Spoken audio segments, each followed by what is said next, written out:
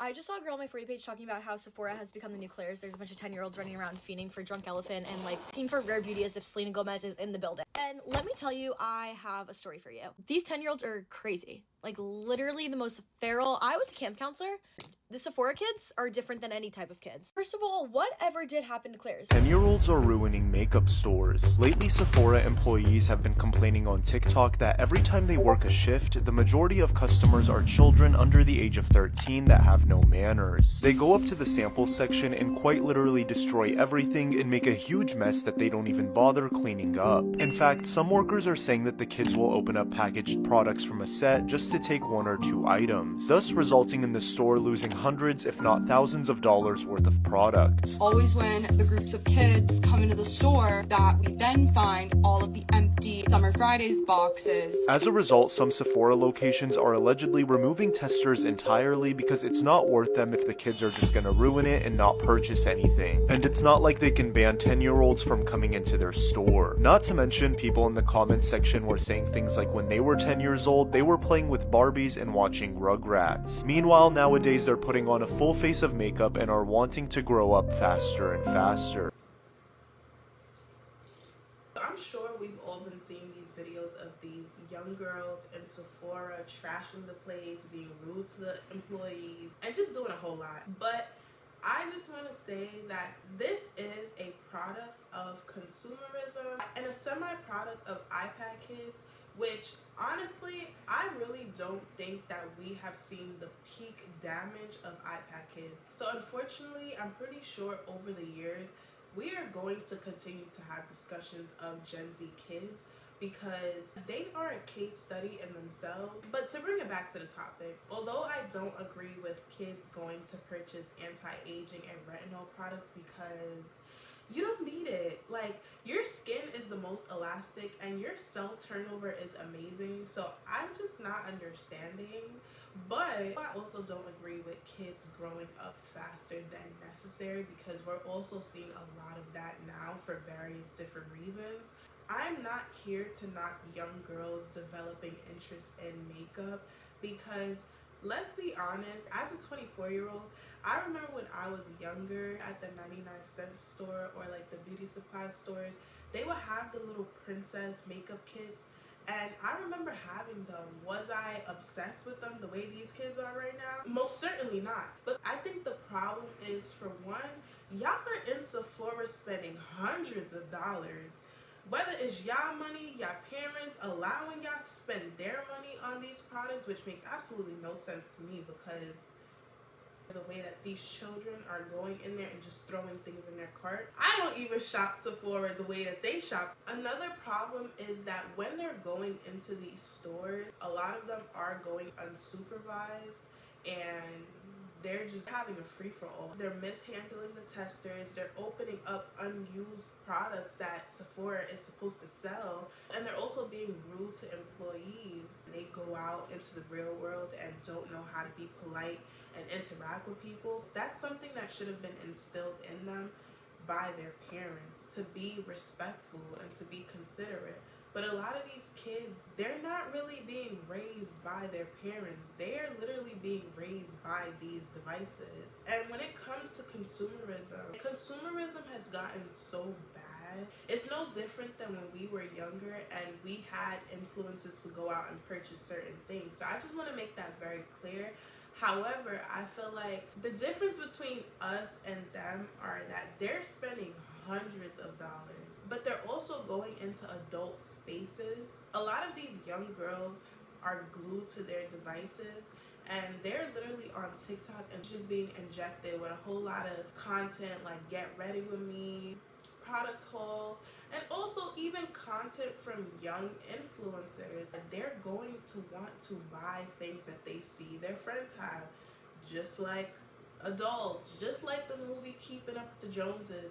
People see something that other people have, they want to go out and get it. And the current state of society, like never before, we are so consumed with beauty and making sure that we look up to par that's all that they see. So they're going to pick up on these things, you know? And I feel like everyone is attacking the kids, and don't get me wrong, like their behavior needs to be checked. And honestly, I feel like this is just a thing in society because yes, we are the consumers, but we also need to look at the people who are the producers, understand that you're literally being attacked from all these different directions. They are pushing ads like never before. In my entire existence, I have never seen so many ads being thrown in my face. Every app you go on, there's an ad. I could talk to somebody in person about a product. Next thing you know, my phone is showing me an ad with that product. So imagine these young, impressionable kids. If they see something and it's always being marketed to them, they're going to want these things. And if they see their friends with it, they're going to want it even more because that's going to make them feel like they fit in. And I'm just amazed because I didn't even have a skincare routine until my senior year of high school. However, I'm also going to acknowledge that these kids are growing up a lot faster than I feel like they should be. I've noticed that back in the day, there was always a separation with a kids section, a teen section, and an adult section. But now, being that social media is just one giant platform without division, which means the same type of content that adults are seeing is the same type of content that children are seeing. And to even think about young 10-year-old girls around their birthdays and holidays not ask for toys, but they're asking for makeup products and skincare products is crazy to me. But the reality is, when we were younger, we did not have social media and influencers to influence us on purchasing these things.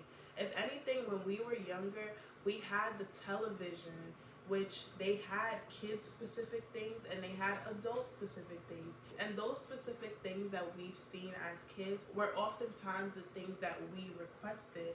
However, now, like I said, being that there is no division on social media, what is being advertised to adult women, young girls also have access to those advertisements, which in return not only makes the adult women the consumers, but it also makes young girls the consumers. And can we also acknowledge how the Kardashian family has played a really big role in trends over the years, and they now have children, which Northwest, she is now a young influencer, which means she is influencing the young girls.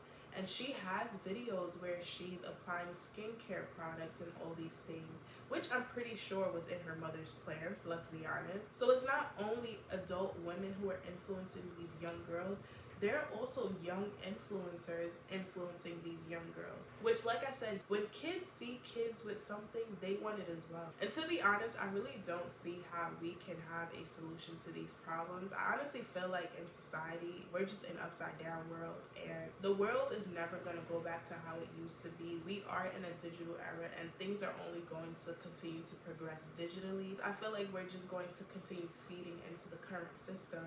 And these upcoming kids are a case study to be evaluated over time. And when it comes to the chaos that they're creating in the store, whether it's damaging the products or being rude to employees, I don't think that's right. I honestly feel like that can be combated with having a parental figure present with them. Because for one, I don't even think 10-year-olds should be going in Sephora alone. Is it just me that's thinking this? But like, how are y'all 10-year-olds confidently walking in Sephora and you don't feel intimidated? If I was their age and I went to go talk to somebody, I would probably be stumbling over my words. But no, these kids are going in there like fully aware of themselves. I look at it as if I were in high school, I would feel comfortable walking into Forever 21. But I would be intimidated to walk into Louis Vuitton. That's how I'm looking at the situation. But what happened to going into the beauty supply and to Target and just picking up, you know, your little cute lip gloss and maybe some eyeshadow, I don't know, some blush. I wouldn't even do all of that as a kid. Back in the day, us girls would be obsessed with the baby lips chapstick or the little butterfly shaped perfumes at the beauty supply, and I used to get vanilla, where the flavored soda chapsticks or the fruit chapsticks or even the little fruit lip glosses or little glitter lip glosses. But caring about anti-aging eye cream, retinol, and bronzer at 10 years old was the last thing on our mind. Yeah, honestly, I just feel like It's a product of kids having access to technology and social media really early, and also kids lacking social skills because they're on these devices all the time. But to be honest, I'm almost 101% sure that we're going to be back having conversations about Gen Z kids to see the effects of children having access to social media at such a really young age. And I'll see y'all for more of these topics.